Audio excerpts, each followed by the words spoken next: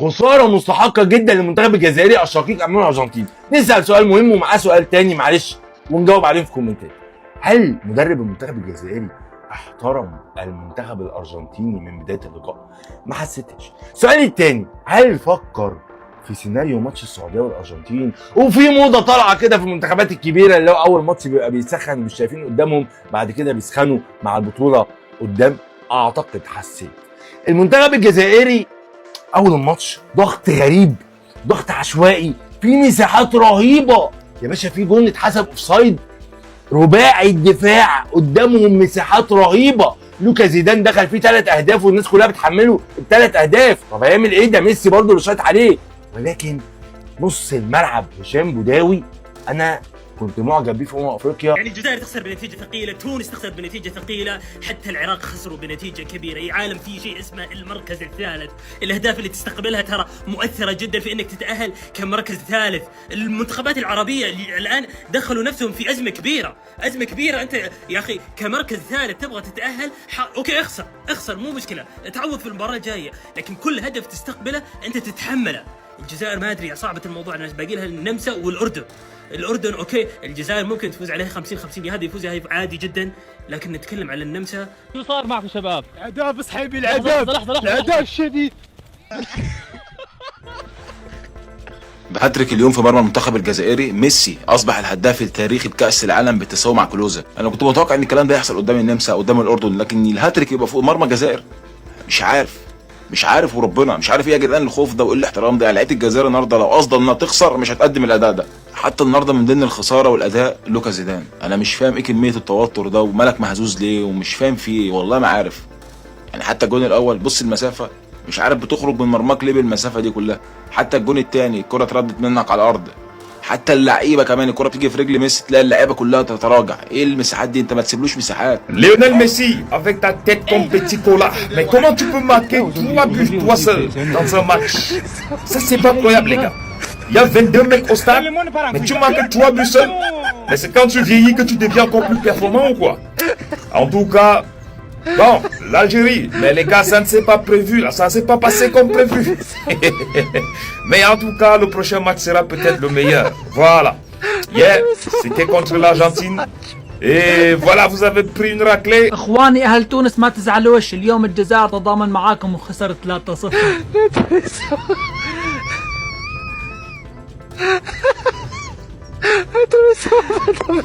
هناك فرق من وصل لرابع العالم وكتب التاريخ وعطل البرازيل، وهناك فرق من تعالى على أفريقيا وأكل 3 بالرأفة من الأرجنتين.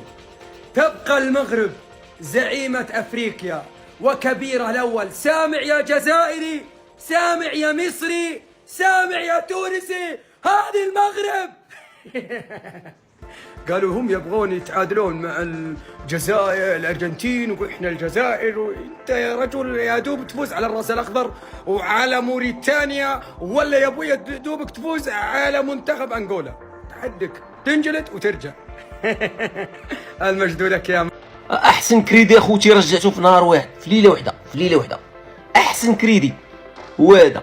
كنت بغيت نتشفق مع عرفتي شنو هو بنادم ناعس. انا رجعت الكريدي ديالي، انا عارف عاقل باي كريدي كنت كنبغي نجيبو من هاد بنادم ديالي خصني نبقى تابعو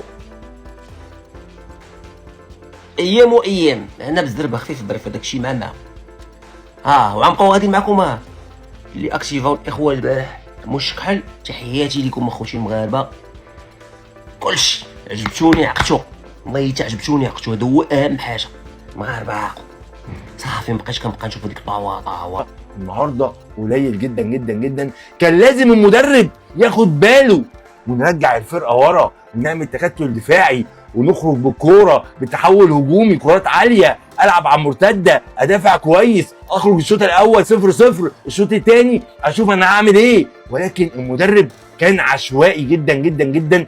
حتى الفرص اللي جت مفيش لمسه حلوه، مفيش حد شاط شوطه حلوه، مفيش كرة ثابته، مفيش عرضيه. طب نلعب عرضيات، الراجل المهاجم بينزل تحت كتير، بييجوا يعملوا عرضيات وهو مش موجود. طب هنعمل ايه؟ طب ننزل مهاجم 9. هل في مهاجم 9 في المنتخب الجزائري زي بغداد بونجاح اللي انا كنت بشوف عنده مميزات كبيره، من اهمها لما الكور طويله بتتلعب بيستلم الكره وبيبقى محطه كبيره جدا في المنتخب الجزائري. مفيش.